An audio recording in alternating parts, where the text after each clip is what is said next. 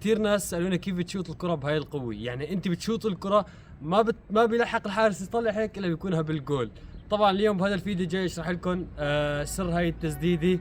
طبعا هاي التسديده في لها شويه اسرار وجاي اشرحها بهذا الفيديو. قبل ما نبلش لا تبخلوا علينا باللايك لحتى نستمر. السر يا اصدقائي بيكون هون.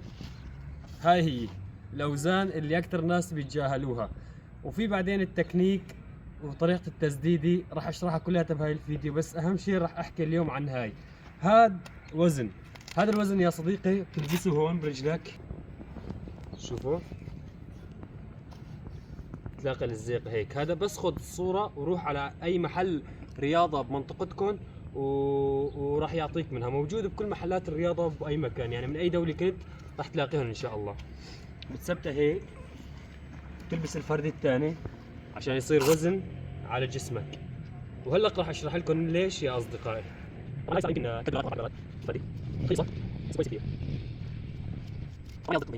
طبعا يا اصدقائي هاي لها كثير فوائد، بتحسن سرعتك وخفتك بالملعب. طبعا دائما انا كل ما برجع للملاعب بتمرن بهاي.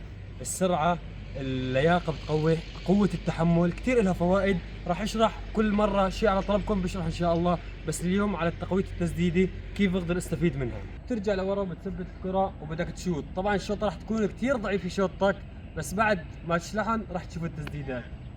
وحاول تشوط بكل قوتك، بتوقف ورا الجول مباشر وشوط قد ما بتقدر على هالمرمى.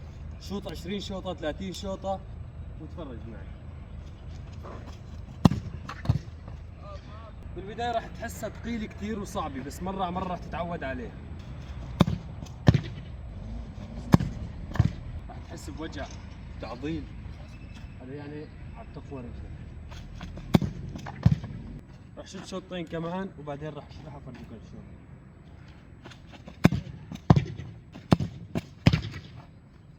طبعا انا لسه ما حكيت عن تكنيك التسديدي ووين لازم تشوط الكره بالقدم، راح احكي عنها كلها بهذا الفيديو. رحت هاي الاوزان حسيت انه رجلي صارت خفيفه كثير. حلو كثير. هاي التسديدة لازم تشوط بهذا المكان من القدم، ورجلك لازم تكون هيك قبل التسديدة، تمام؟ رجلك هيك، قدمك هاي لازم تكون جنب الكرة، واتجاه القدم هاي شوف، تعالوا مثلا انا بدي اشوط على هذيك الزاوية، اتجاه القدم لهنيك، هاي الزاوية لهون الاتجاه، حلو؟ وتشوطه هون هذا المكان، وتشوط بالكرة من تحت، وبعدين خلي رجلك تروح مع الطابة هيك. هاي مشان تعطيها دفعة أكبر وتروح التسديدة أقوى. آخر متر بينك وبين الكرة روح على رص أصابعك، يعني هيك، تمام؟ لما بتروح على رص أصابعك راح واعطيها قفزة. هاي القفزة بتزيد من قوة العصب، بتشد العصب شوي قبل التسديدة. أوف، راحت قوية كثير بس ما اجت على الزاوية 90، لأني ما أخذت نظرة صحيحة قبل ما أسدد. اهم شيء لا تنسى جسمك لازم ينحني عند التسديده. حطيت هيك شطه وراحت هيك، جسمك لازم ينحني. ليش؟ هذا الجسم عندما ينحني الكره هيك راح تضمن انها ما راح تطلع عالي كثير. لما بدك ترفع الكره رفعه لصديقك بعيد لازم جسمك يكون لورا منحني، لورا عفوا، جالس لورا، وتشوطها هيك الكره راح تطلع كثير وترجع تنزل. اما بالتسديد انت بدك الكره تطلع شوي وترجع تنزل، فلهيك جسمك لتحت وشطها هيك، تمام؟ حيكون شويه تسديدات.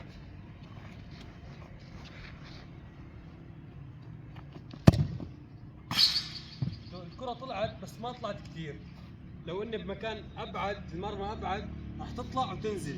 الكرة كانت عم تنزل بس ما اخذت مجالها.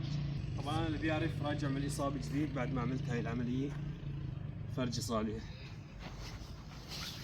بعد ما عملت العملية فتحت رجلي من هون لهون، سويت عملية تصنيع رباط، اجتني اصابة هون بالكاحل، ورجع راح تكون قوية. طبعا انا هاي التدريبات عم بتدربها وعم بصور لكم اياها، وبعد فترة راح تشوفوا كل شيء مختلف. هاي بدك تستمر بهاي التدريبات تقريبا شهر، راح تشوف فرق مو طبيعي، او اول اسبوع راح تشوف فرق كبير بتسديدتك والقوة. بس احفظ التكنيك وعرف كيف تشوت راح تختلف معك كثير. هيك بكون خلصنا الفيديو، يعطيكم العافية المشاهدة. لا تنسى الاشتراك واللايك وتفعيل الجرس عشان نستمر ان شاء الله. واي شيء بدك اياه شرح اكتب لي بالتعليقات وان شاء الله راح ارد على الكل. خليك.